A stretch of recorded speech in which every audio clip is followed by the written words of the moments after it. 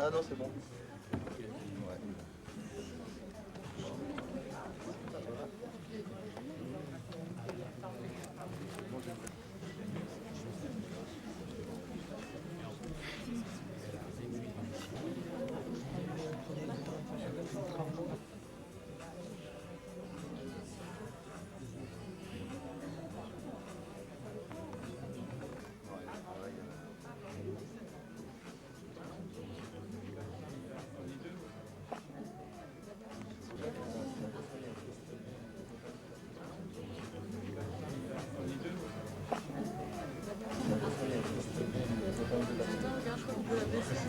Ah non, c'est bon.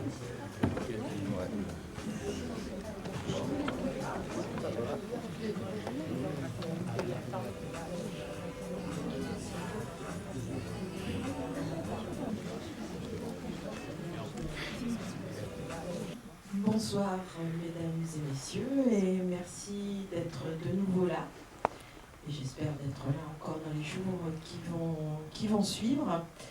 Je rappelle rapidement que demain soir, donc, nous serons à la médiathèque de la Jarry, à Olonne-sur-Mer, et que pour 47 places, on a déjà 51 réservations.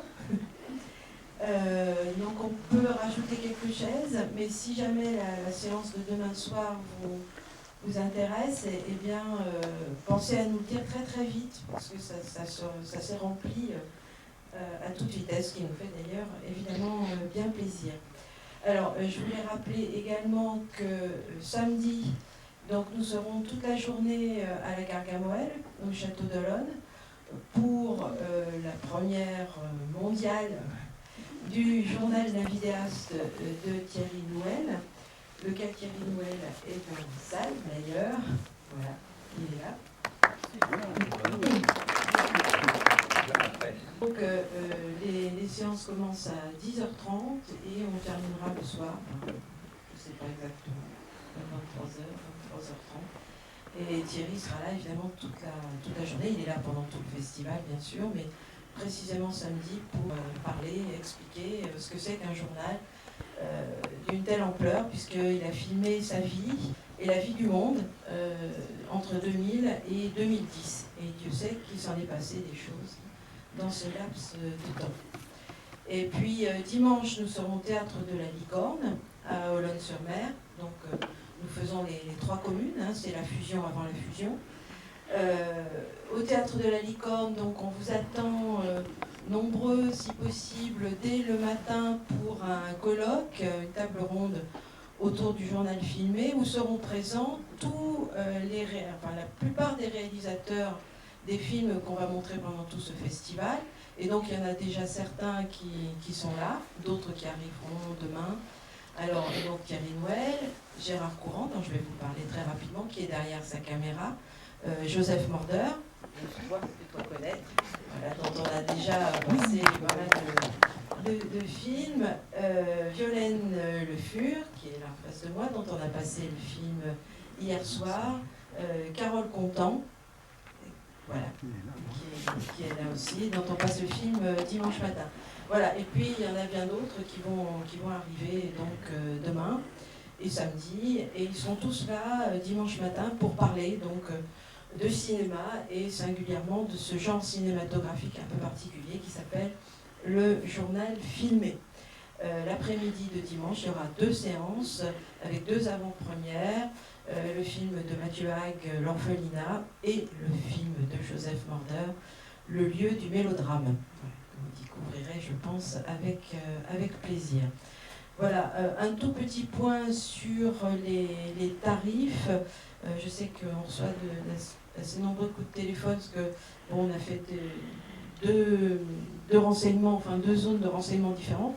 En clair, à partir de demain soir, chaque séance coûte 5 € et il y a un pass possible pour les 3 jours, vendredi, samedi, dimanche, qui coûte 15 €.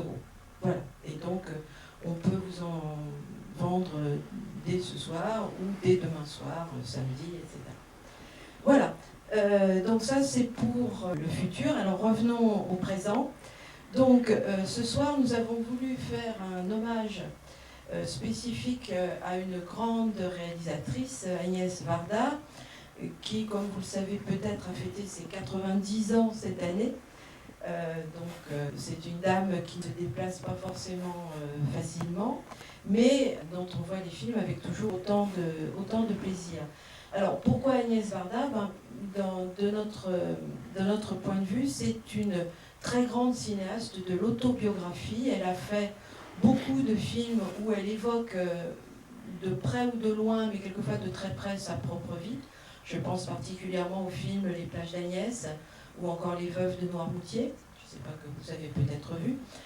Dans ce film-là qu'on va voir ce soir, c'est une itinérance, c'est un mot un peu à la mode en ce moment, une itinérance dans les villages, villes et villages de France, et c'est aussi un peu à la mode aussi, c'est un peu les oubliés, ce qu'on a tendance à appeler maintenant la France périphérique.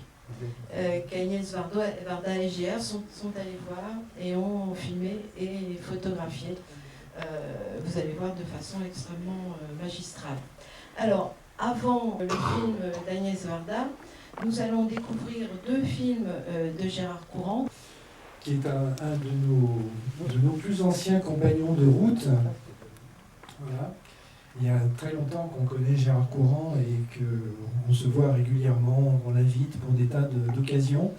Alors là, évidemment, l'occasion de parler d'Agnès Varda, c'est devenu tout de suite, parce que dans les films... Oui.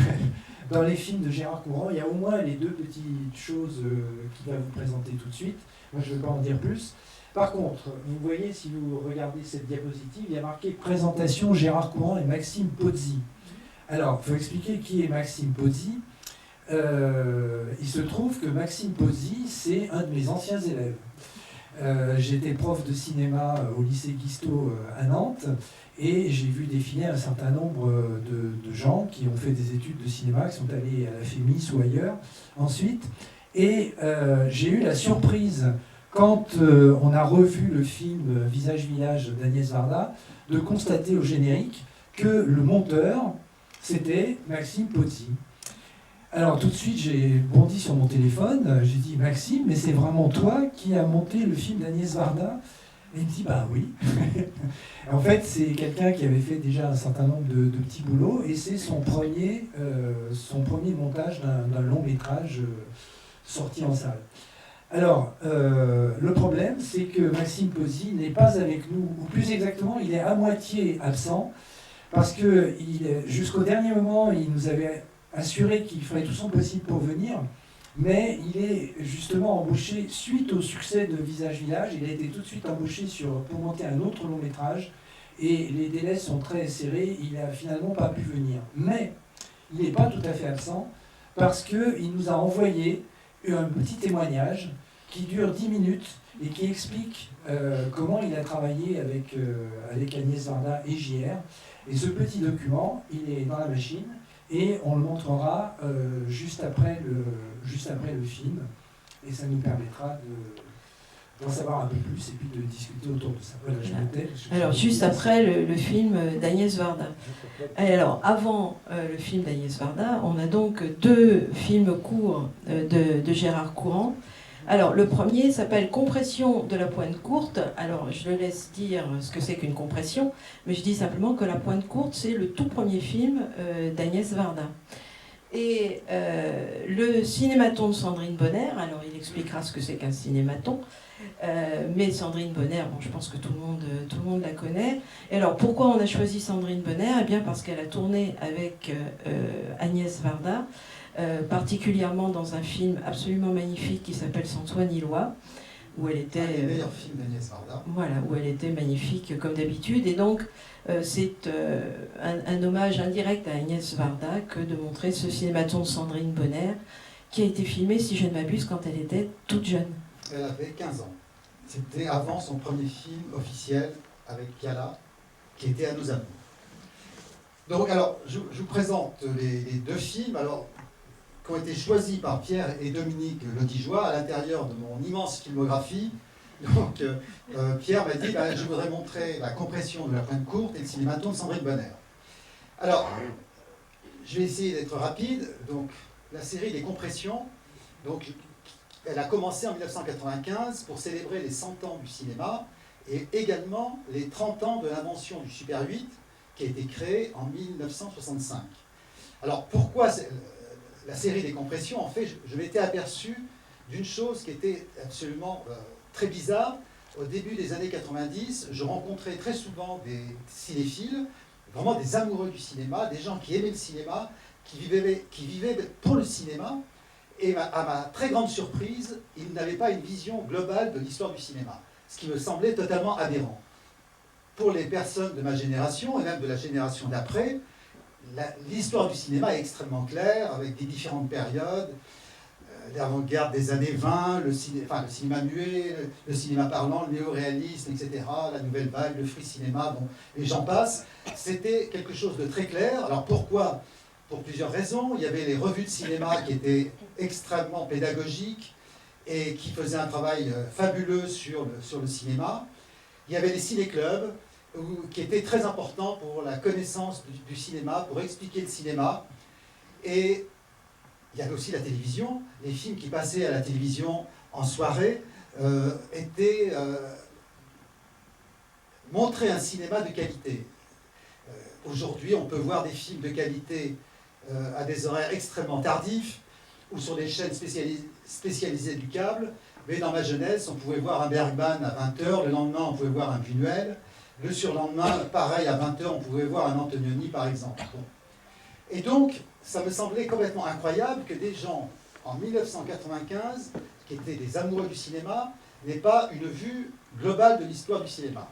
Et c'est là qu'est venue l'idée de compresser des films, si vous voulez, un peu à la manière de ce que fait César, ce qu'a fait César avec des objets, où il compressait toutes sortes d'objets. Je me suis dit, ça serait peut-être intéressant de compresser des films, de prendre un film, de le compresser 25 fois sa durée, c'est-à-dire qu'un film d'une heure, 1h30, 1h45 va être réduit en 3 minutes, de le faire défiler en 3 minutes, avec tous les plans du film, c'est-à-dire qu'il ne manque aucun plan, et donc ça donne une idée d'un film. C'est-à-dire que pour beaucoup de personnes qui ne connaîtraient pas tel ou tel film de Dreyer ou d'Eisenstein ou de Buñuel, ça peut leur donner envie de... Voilà. Alors c'est peut-être utopique, mais en tout cas l'idée est partie de là. Et donc il y avait un festival de cinéma qui était à Tours, qui était consacré au Super 8, et qui s'appelait les Rencontres du 8e type. Et en 1995, pour les 30 ans de l'invention du Super 8, ils ont demandé à des professionnels du cinéma de faire un film Super 8 sur les 30 ans de l'existence du Super 8. Et donc ils ont envoyé à plein de gens du cinéma un appel d'offres, et ils ont eu, vous ne devinerez jamais combien de réponses, une seule réponse. J'ai été le seul à faire un film, et c'est authentique, et j'avais fait une compression d'un film qui avait été réalisé en 1965, l'année où on a inventé le Super 8, qui est un film que j'aime beaucoup, qui est Alphaville de Jean-Luc Godard. Et donc ça a été la première compression qui a été montrée donc, au Festival de Tours en 1995. Et à partir de là, donc, j'ai continué à faire d'autres compressions, à compresser à la fois des chefs-d'œuvre du cinéma, mais aussi des films, des nanars. Quand je dis des nanars, c'est souvent, je pratique à la fois la politique des auteurs, donc j'ai compressé beaucoup de films des plus grands cinéastes, et aussi la politique des acteurs. Donc j'ai compressé aussi beaucoup de films où les acteurs, je dirais, sont presque les metteurs en scène. Voilà. Alors, il existe, je crois, au moins 330 ou 340 compressions aujourd'hui. Donc celle de La Pointe Courte est une compression, je crois, de 2014. Et pour aller très vite, La Pointe Courte, c'est le premier long métrage d'Agnès Varda qui a été réalisé en 1954. Agnès Varda, à l'époque, connaissait très très peu le cinéma, c'est elle qui le dit. Par contre, elle connaissait parfaitement la photographie, c'était déjà une excellente photographe. Et quand elle s'est lancée dans La Pointe Courte, elle avait un bagage technique inexistant au niveau du cinéma, elle connaissait très très peu de cinéma, et malgré ça, elle a fait un chef-d'œuvre. Et c'est, pour moi, ce film, c'est un des films les plus importants, en tout cas pour moi, c'est le film le plus important, qui fait le pont entre le néo-réalisme italien et la nouvelle vague française. Le néo-réalisme italien est né en 1943 avec le premier film néo-réaliste, c'est Ossessione de Visconti, qui a été donc réalisé pendant la guerre. Et d'ailleurs, le monteur de Visconti, quand il a visionné tous les rushs, il a envoyé une lettre à Visconti en lui disant « c'est du néo-réalisme ». Et c'est la première fois que ce terme a été utilisé, c'était en 1943. Et le premier film de la Nouvelle Vague, c'est le film de Chabrol, c'est Le Beau Serge, qui est de 1958.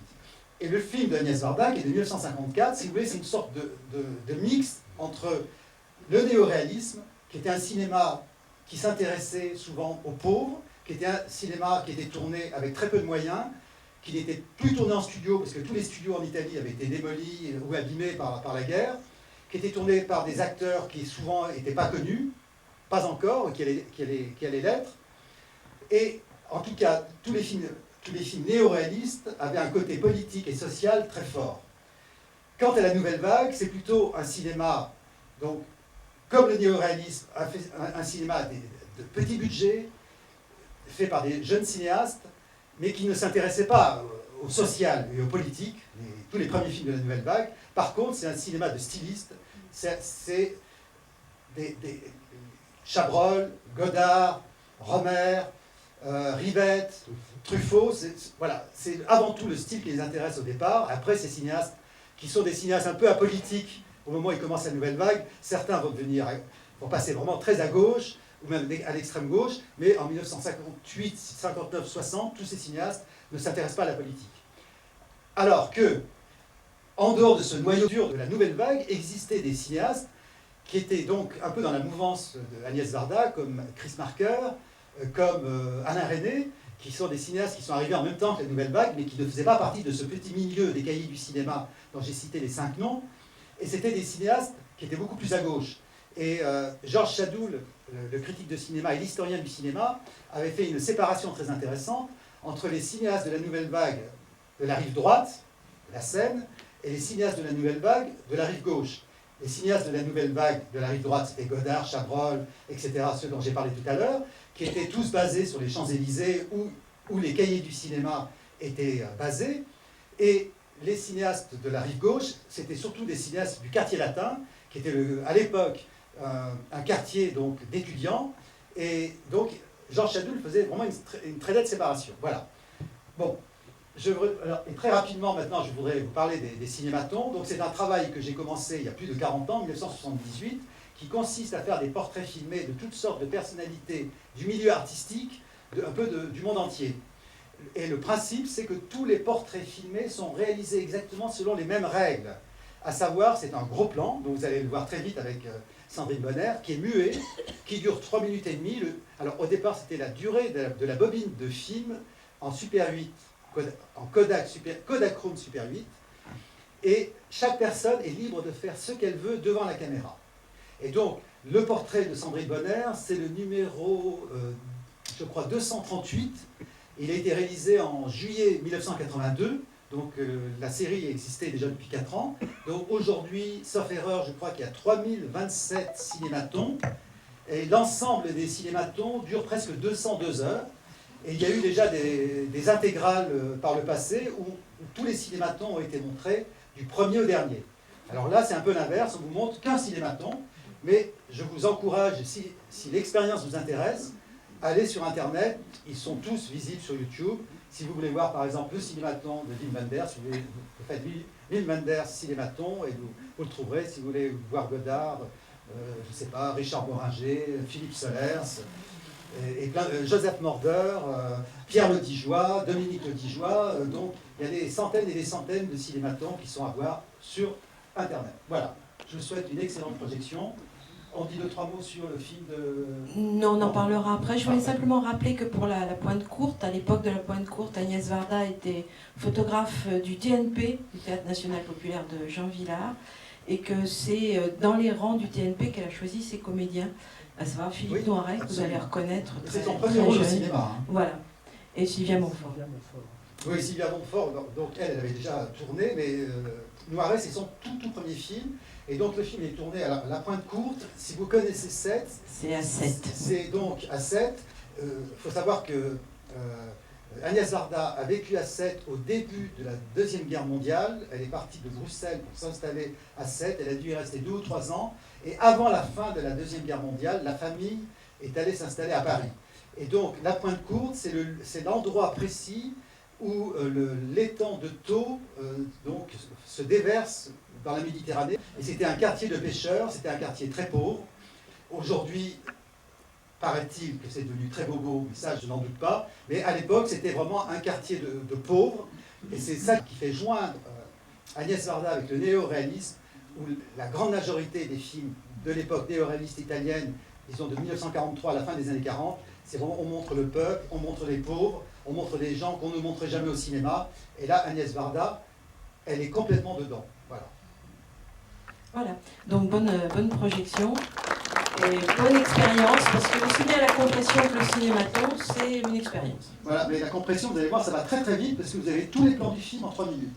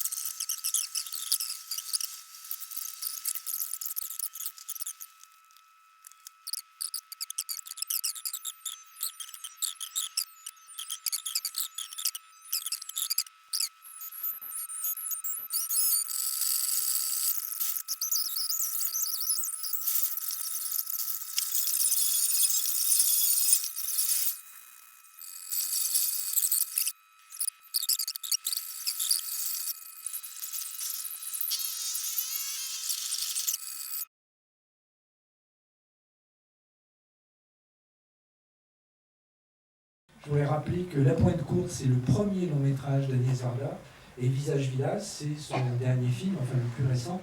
Donc ça nous semblait intéressant de choisir ces deux films-là, voilà, pour les mettre en rapport. Et je voudrais dire deux mots sur l'expérience des cinématons. Moi, j'en ai vu beaucoup, et c'est une expérience extrêmement curieuse et extrêmement intéressante, comme on peut le voir sur celui de Sandrine Bonnaire. Bon, il faut se dire qu'à l'époque, Sandrine Bonnaire n'était pas encore comédienne, mais je trouve que à la regarder comme ça, en l'absence de son et en l'absence de toute autre sollicitation, on regarde son visage, on est attentif aux moindres mimiques, aux moindres choses qui se passent dans ses yeux, sur sa bouche, etc. Et on s'aperçoit déjà d'une part qu'elle est très à l'aise devant la caméra. Parce que moi j'ai vu des cinématons de gens qui sont pas du tout à l'aise et qui en font des tonnes en fait devant la caméra. Et elle, pas du tout. Elle, on sent que c'est naturel pour être comme ça, pour être face à une caméra. Et en plus, elle a un visage d'une plasticité incroyable qui passe en quelques fractions de secondes d'attitude rêveuse à un sourire éclatant, etc. Et c'est vraiment assez étonnant comme expérience. Voilà. Bon, on va, je pense, tout de suite lancer Visage Village. On en parlera après. Donc Visage Village, je vais simplement dire un mot. C'est un film qui a été co-réalisé par Agnès Varda et JR. Alors JR est un plasticien photographe français qui travaille un peu partout dans le monde, mais ça va être dit dans le film, on va le voir. JR, ça n'a rien à voir avec Dallas, hein, c'est simplement qu'il s'appelle Jean René en réalité, et donc il a choisi de se faire appeler JR, parce que c'est mieux que Jean René finalement.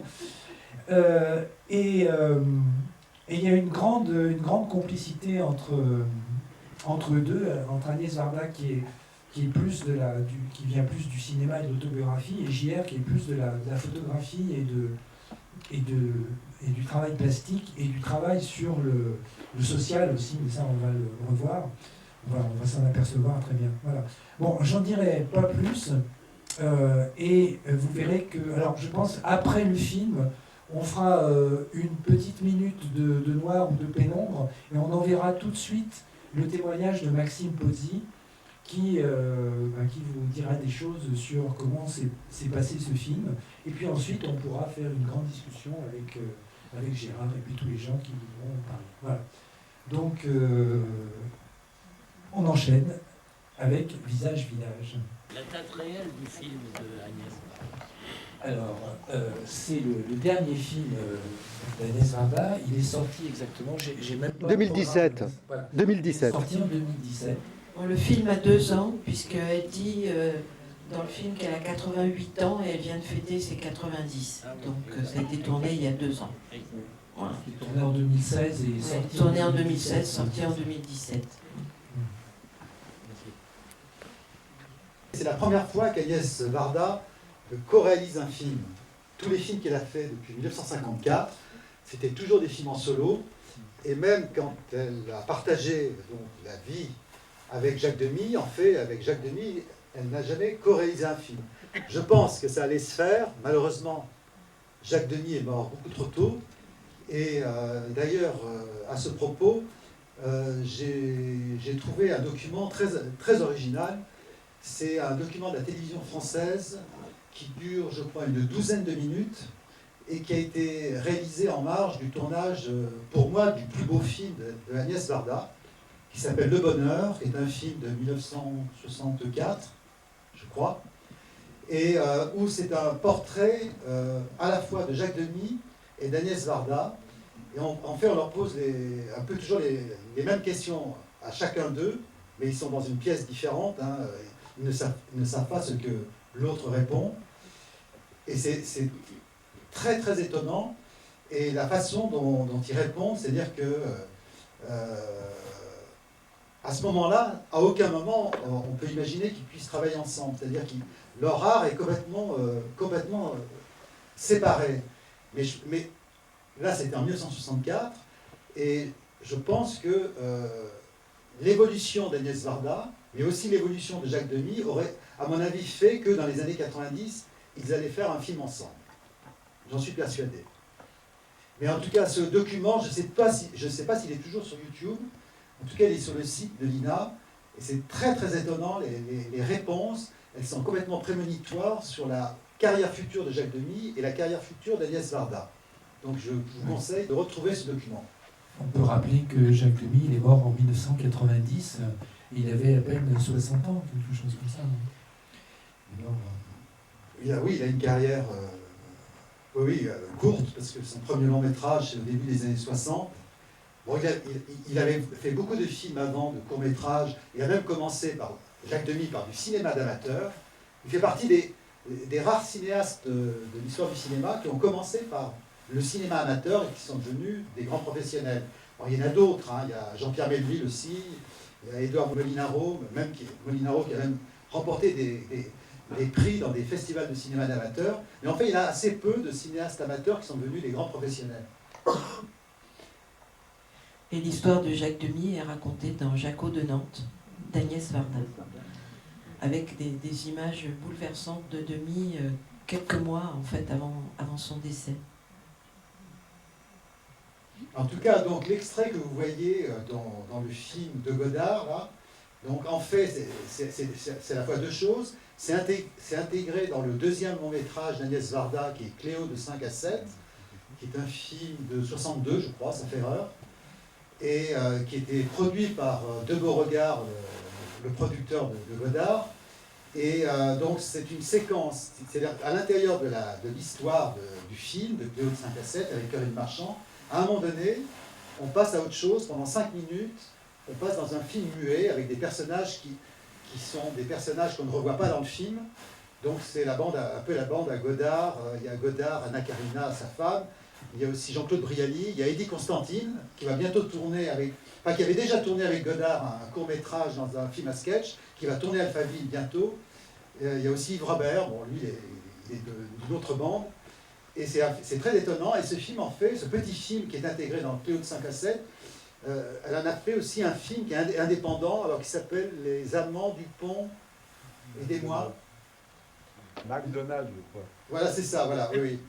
Et avec la musique de Michel Legrand, qui d'ailleurs, non seulement est musicien de Cléo de 5 à 7, mais c'est un des rares films, à ma connaissance, où Michel Legrand, pour moi l'un des plus grands musiciens de toute l'histoire du cinéma, et un des plus grands musiciens tout court du XXe siècle, est acteur. Si vous voulez voir un jour Michel Legrand au cinéma comme acteur, où il est d'ailleurs excellent, il faut absolument voir Cléo de 5 à 7, il faut voir aussi Cléo de 5 à 7 en tant que film, c'est vraiment un film magnifique.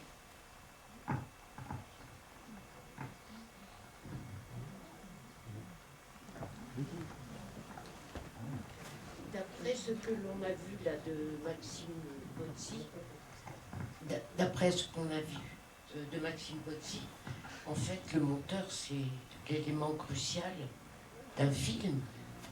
Grande question. Parce que, bien sûr, il filme, il y a des kilomètres de pellicule, mais c'est quand même le monteur qui associe les images, qui fait associer les images au son, à la musique, enfin, et si le chef monteur, par exemple, avec l'accord ou non du cinéaste, met ces images, met d'autres images, ça peut faire tout un autre film. Non ? Totalement, bien sûr. Mais vous savez, Jean-Pierre Melville avait une excellente formule pour définir le cinéma. Alors, il expliquait que, par exemple, la direction de la photo, c'est 100% dans un film. La direction d'acteur, c'est 100% dans un film. Le montage, c'est 100% dans un film. Le mixage, c'est 100% dans un film. Et il passait tout en revue. Et il disait, si à un moment donné, il n'y a pas 100% dans un domaine, le film risque d'être raté. Donc le montage, c'est hyper important, mais tout est important. C'est-à-dire un film, si les acteurs ne sont pas à la hauteur, le film est raté, et il est inregardable. Et donc, voilà. Alors on a ici un réalisateur qui est aussi chef-monteur, donc je me permets de lui demander son avis, Thierry Noël. Oui, alors je n'ai pas travaillé sur des longs métrages de fiction. Hein. J'ai travaillé d'une part comme chef monteur à la télévision, donc à France 3, rédaction nationale notamment. Et puis j'ai monté soit mes propres films, soit j'ai, pour des documentaires, pris un monteur pour travailler avec moi, alors que je suis monteur, et d'ailleurs lui était réalisateur, ce qui est une position un peu bizarre. Juste, effectivement, le cinéma est une série de dialogues, commence avec, si on écrit un scénario, le dialogue sur le papier, avec un peu soi-même ou avec la réalité. Ensuite, ça peut être des acteurs, le chef opérateur, le décorateur, enfin il y a toute une série d'échanges quand même avec le film qui a une espèce de son histoire à lui. Et donc on peut dire, on dit souvent on pourrait tout faire avec le montage et inverser tout, et en même temps le film a sa propre logique, c'est-à-dire que on peut pas non plus aller contre ce qu'on veut raconter complètement. Il impose aussi un certain nombre de choses, et puis effectivement le dialogue, toutes les possibilités de dialogue sont possibles. Il y a des relations qui sont douces, il y a des relations qui sont agressives. Quelquefois on a des communautés d'idées, quelquefois on n'est pas d'accord du tout. Tout ça est créatif, c'est comme une histoire d'amour entre un couple, c'est-à-dire qu'on a des moments d'extase et des moments conflictuels. Et puis il y a une situation dans laquelle moi j'ai été, puis on en reparlera peut-être samedi, c'est de se dédoubler en étant à la fois le réalisateur et le monteur. Quand on fait sous une forme que j'ai faite de journal, on doit à la fois être le réalisateur qui propulse son film et en même temps le monteur qui le regarde avec recul, ce qui est une curieuse position, on se dédouble en fait. Et je trouve tout ce que dit le monteur là, c'est extrêmement intéressant. On voit aussi qu'il a un rôle de conciliation entre deux personnes, donc il est un médiateur. En même temps, il fait sûrement des propositions, mais le réalisateur aussi, des fois tranche, c'est-à-dire que le monteur peut s'égarer, ou le réalisateur peut s'égarer. Donc on s'épaule l'un l'autre, si je puis dire.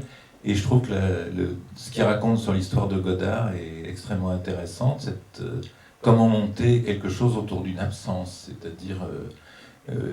il y a même eu un débat d'ailleurs curieux où j'ai entendu des gens dire mais c'était préparé, c'est une fausse émotion, etc. Alors qu'on voit, d'abord moi je pense qu'il y a une émotion vraie, on voit vraiment quelqu'un bouleversé, et après le monteur doit articuler ça pour que cette émotion reste. Ça c'est un travail quelquefois qui est très délicat, qui se joue à quelques images. Et puis je donne une dernière expérience, donc j'ai beaucoup travaillé sur le Van der Keuken, donc qui est un réalisateur de documentaires, et j'ai fait un petit montage avec lui. Et ce qui était tout à fait étonnant, c'est qu'il travaillait au 25e d'image, c'est-à-dire qu'il demandait d'en enlever une, de la rajouter, et que le film se construisait sur des fois sur un 25e d'image, c'est-à-dire qu'un 24e. Oui, nous on était en vidéo. Donc. Voilà. Mais ce qui est étonnant, c'est que les réalisateurs ont cette sensibilité de dire enlève-moi une image, non, tu m'en remets 3, 2, et que la chose se passe ou ne se passe pas. C'est-à-dire que c'est un travail et qu'on passe quelquefois 1 heure ou 2 à déplacer comme ça un raccord pour que finalement ça marche. C'est quelquefois très très mystérieux. Voilà. Tout ce que tu dis est tout à fait juste, mais si un film est mal filmé, vous pouvez mettre le meilleur monteur du monde, il ne pourra jamais rattraper le désastre du tournage. C'est important de le signaler aussi. Oui, je voudrais rajouter une petite chose, parce que c'était dans l'intervention de Maxime Pozzi, mais je ne l'ai pas gardé parce que c'était un peu trop long. Il explique dans le reste de son intervention que la scène avec Godard, dans le plan, avec Godard, sans Godard, dans le plan prévisionnel du film, cette scène devait être au milieu du film. Et dans un premier temps, le film a été monté avec cette scène au milieu du film, et ils l'ont regardé, Agnès Varda et Maxime Pozzi et puis son équipe, et ils ont dit non, c'est pas possible, cette scène elle peut pas rester au milieu du film, il faut lui trouver une autre place, et donc c'est pour ça qu'elle a atterri vers la fin du film. Et ça c'est intéressant parce que ça montre que effectivement le dialogue dont tu parles entre les membres de l'équipe et puis la pratique, enfin l'effectivité du montage, surtout sur un film plutôt documentaire, elle peut être complètement reprise après parce qu'on s'aperçoit que des choses qu'on avait imaginées ne fonctionnent pas et qu'il faut les monter autrement. Combien de villages ont été visités? On peut savoir. Si vous dites qu'il y a 2% du film, qu'il n'y a que 2% qui reste. J'ai aucune idée de ce qui n'a pas été conservé. On voit au générique, il y a 4 villages qui sont cités. Dans l'ensemble, vous dites qu'il n'y a que 4 villages qui ont été visités. Ça, je ne sais pas. Et ça, on le saura peut-être jamais. Parce qu'après, quand un montage est terminé, tout ce qui n'est pas conservé, bon, ben, ça... Et les photos, il n'y a pas eu de photos derrière de tout ce qui a été photographié ou... Quand il dit qu'ils ont conservé que 2%, alors ça, je sais pas, il y a peut-être eu 100 ou 200 heures de rush. Alors je pense qu'elle garde les rushs pendant un certain temps. Et je pense que Agnès Varda est du genre à garder les rushs parce qu'elle réutilise quelquefois des... C'était pas ma question là. Ah, Ma si, question c'était au niveau photographique. Donc vous posez la question du nombre de villages, peut-être qu'il y a 2 fois plus de villages, mais ça on ne sait pas, on n'a pas à le savoir. Nous on est spectateurs d'une œuvre, après, Après c'était la question du nombre de photos. Est-ce que par exemple, est-ce qu'on peut s'attendre à ce qu'un jour que JR fasse un album ou tire quelque chose pour montrer toutes les photos qui ont été faites? Je pense, oui. Parce que c'est quand même intéressant. C'est un homme d'affaires, donc je pense qu'il doit avoir le projet de peut-être plusieurs projets. Après, j'avais une dernière question, une question aussi pour vous. Vos compressions, vous les faites comment? Vous enlevez une image tous les combien? Alors vous enlevez 10 images, vous enlevez... Comme je l'ai expliqué tout à l'heure, le film est compressé de 25 fois sa durée, donc je conserve une image par seconde.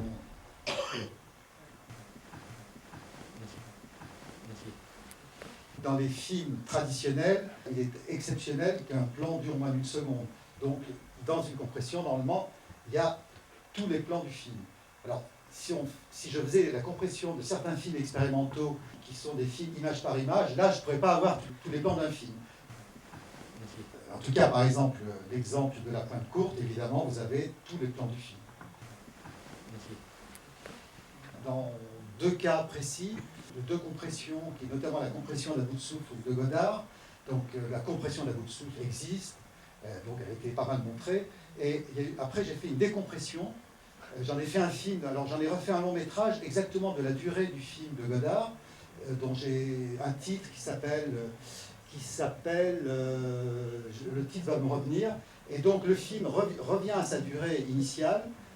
J'ai repris la bande-son initiale, mais j'ai recomposé un film d'1 heure et demie à peu près, à partir de seulement 4% des images. C'est-à-dire que les images, elles ont été remultipliées par 25, et donc tout le film, si vous voulez, ça fait une sorte de fondu enchaîné permanent qui dure 1 heure et demie, et donc on retrouve tout le film. Et ça, je l'ai fait dans 2 films différents. Je l'ai fait avec À bout de souffle, qui est un film qui est entièrement tourné caméra à l'épaule, où la caméra est très virevoltante. Et je l'ai fait aussi sur un autre film de Godard, qui est 2 ou 3 choses que je sais d'elle, qui est un film qui est entièrement fait soit en plan fixe, ou soit en panoramique. La décompression de 2 ou 3 choses que je sais d'elle, c'est très étonnant, parce que comme ce sont que des plans fixes ou des panoramiques, la décompression, ça donne un effet très étonnant. Et dernière chose, les cinématons de Sandrine Bonner, vous l'avez refait plusieurs fois ou pas? Oui, j'en ai refait un autre en 1995. À ce moment-là, elle avait déjà une carrière bien installée, elle avait fait beaucoup de films, elle avait eu beaucoup de succès. Et ce qui est très étonnant, c'est que dans son 2e cinématon, elle est tellement naturelle que on retombe sur le même cinématon que le premier, où elle était tout à fait ignorante de ce métier d'acteur.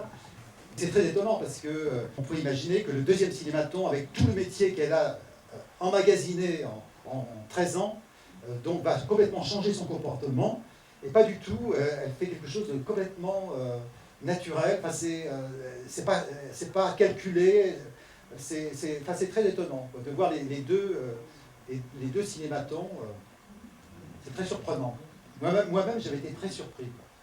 Mais je me demande si le monsieur voulait pas dire s'il y avait eu plusieurs prises.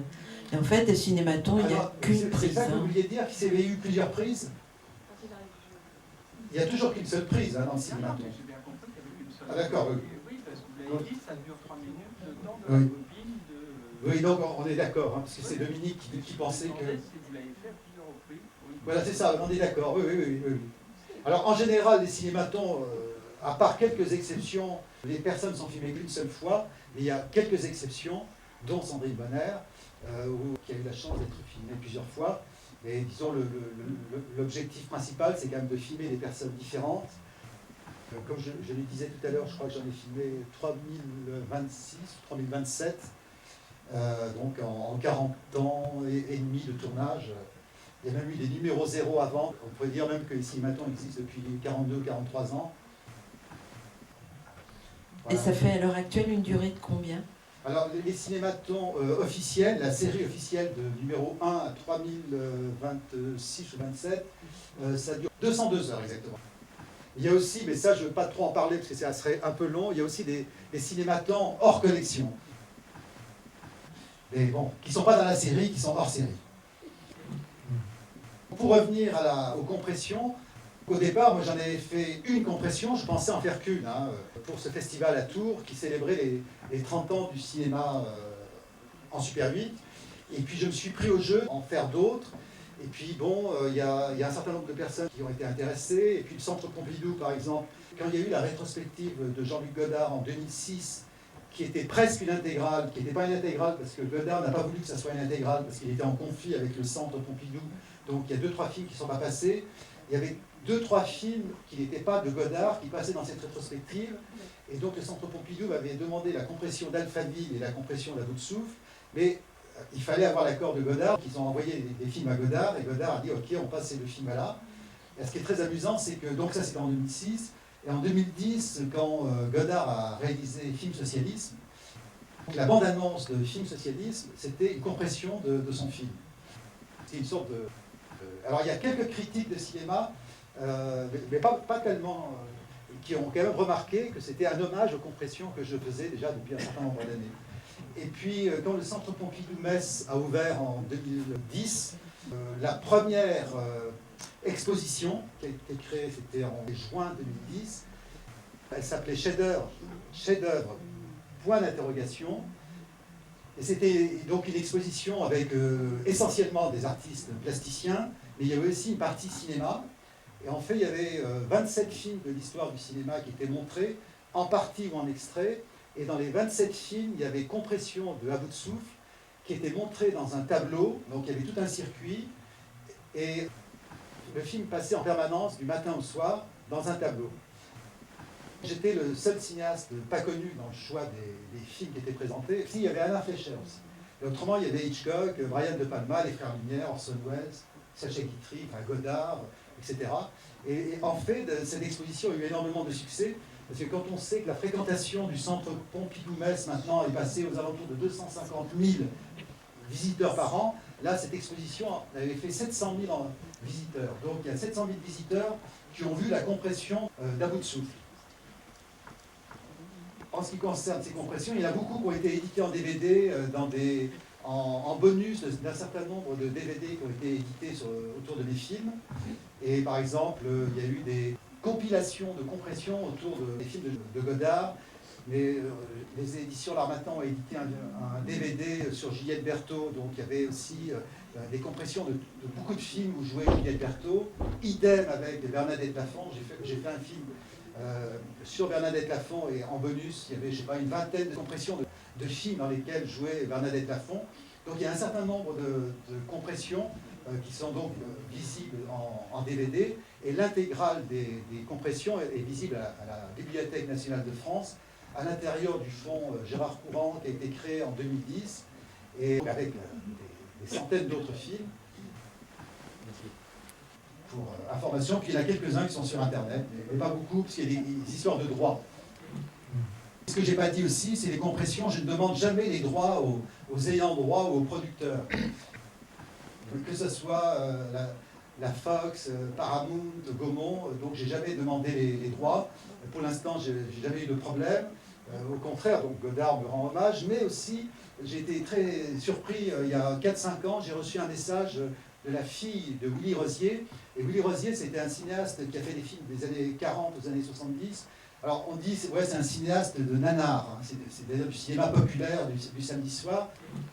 J'avais compressé son film qui s'appelle Manina, la fille sans voile, c'est un film de 1952, et c'est le deuxième film où joue Brigitte Bardot dans un film, et c'est en fait le premier film où elle a un rôle principal.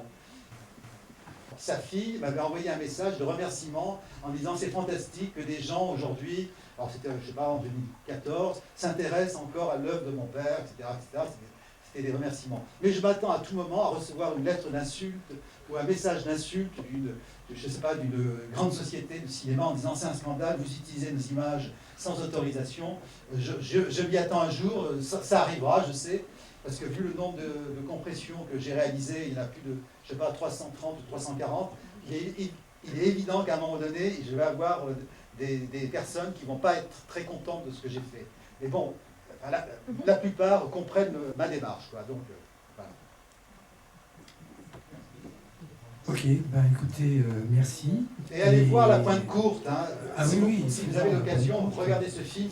Oui. C'est un film merveilleux. Vraiment. Voilà. Alors je vous rappelle que demain, si on continue à la médiathèque de la Jarry, à 20h30 aussi.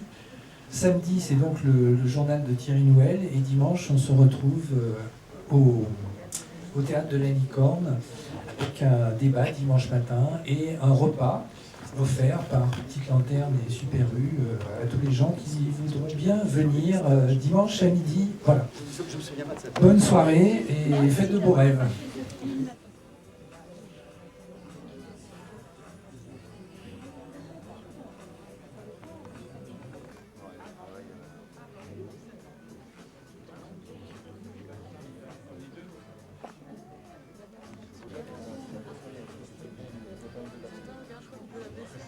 Ah non, c'est bon.